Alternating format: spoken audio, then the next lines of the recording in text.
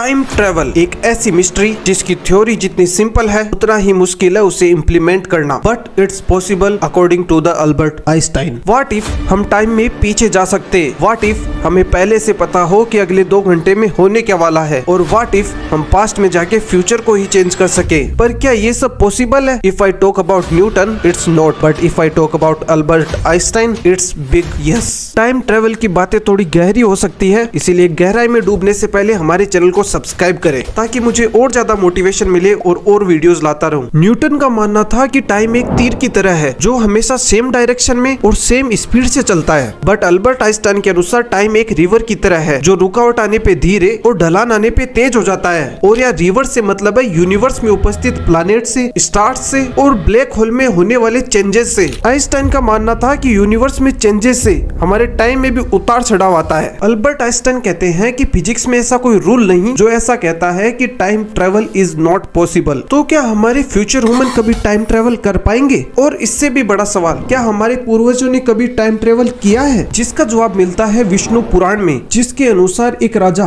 कुकुमदी की एक बेटी हुआ करती थी रेवती, जो इतनी सुंदर थी कि उसके लिए सुटेबल पति ढूंढना बहुत ज्यादा मुश्किल हो गया था। इस समस्या को लेकर जब कुकुदमी ब्रह्मा के पास जाते हैं विमान में बैठ के, तो ब्रह्मा कहते हैं कि कृष्ण के भाई बलराम एक अच्छा ऑप्शन होगा आपकी बेटी के लिए। जब राजा कुकुदमी वापस पृथ्वी पर लौटते हैं तो वो ये नोटिस करते हैं कि पृथ्वी पर काफी साल बीत चुके हैं। मतलब जो पल राजा के लिए पलक झपकाने जितना था उतने में पृथ्वी पर बहुत सारे साल बीत चुके थे। और इसे ही टाइम डायल्यूशन कहते हैं, जो आपने इंटरस्टेलर मूवी में नोटिस किया होगा। Albert Einstein special theory of relativity में ये कहते हैं कि स्पेस और टाइम एक दूसरे से लिंक है। जब एक इंसान काफी तेजी से दौड़ता है तो उसके लिए टाइम स्लो हो जाता है, या फिर आप ऐसी जगह पे हो जहाँ की ग्रेविटी बहुत ज्यादा है तो भी आपके लिए टाइम बहुत स्लो हो जाएगा।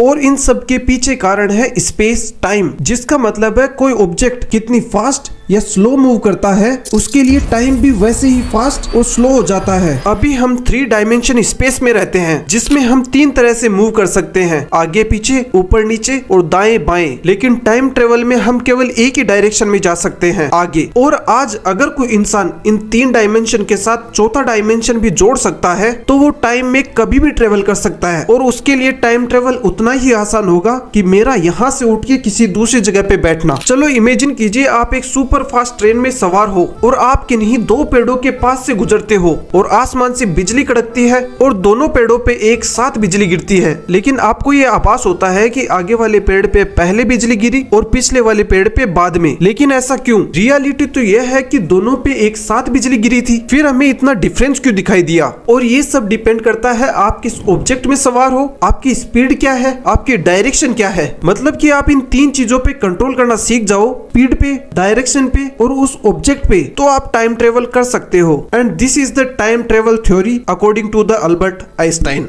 मुझे लगता है मैंने अच्छा खासा तो इसे कवर कर लिया है, लेकिन आप चाहते हो कि मैं और रिसर्च करके और इस पे वीडियो बनाऊं तो कमेंट जरूर करें और सब्सक्राइब करके जाना। धन्यवाद।